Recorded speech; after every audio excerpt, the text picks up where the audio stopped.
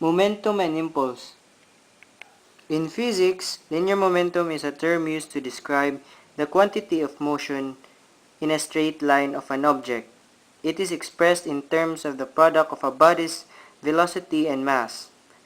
Mathematically, P is equal to mv, where P is equal to momentum, m is equal to mass of the body, and v is equal to velocity. Momentum is a vector whose direction is the same as the velocity. It is expressed in the combination of the units of mass and velocity. If m is in kilogram and v is in meter per second, then the unit of p is kilogram meter per second.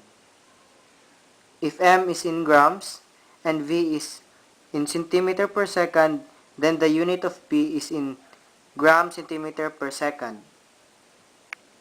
Let's have an example. Consider two identical cars moving at unequal velocities. They have different momentums. The fast-moving car has a greater momentum than the slowing-moving car. The greater the momentum the object has, the greater is the effect it will have on another object during collision.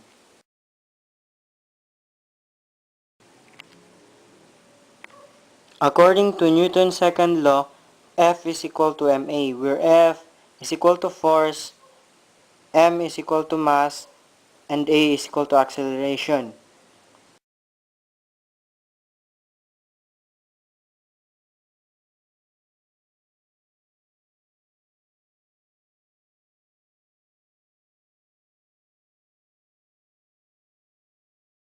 Acceleration is defined as a is equal to the change of velocity over time.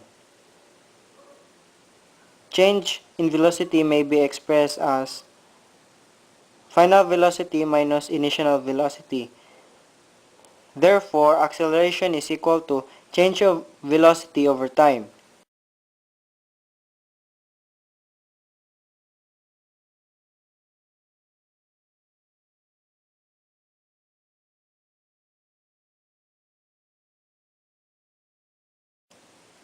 Substitution of this expression of acceleration in Newton's second law gives F is equal to mass times final velocity minus initial velocity over time.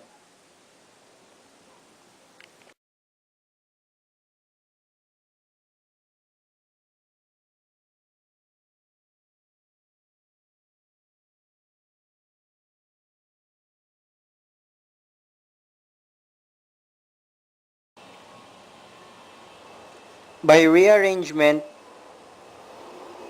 force times time is equal to mass times the final velocity minus mass times the initial velocity, or force times time is equal to mass times the change of velocity. The right side of the equation shows a change in the momentum of an object. The force when multiplied by the time of application to the object gives a product called impulse.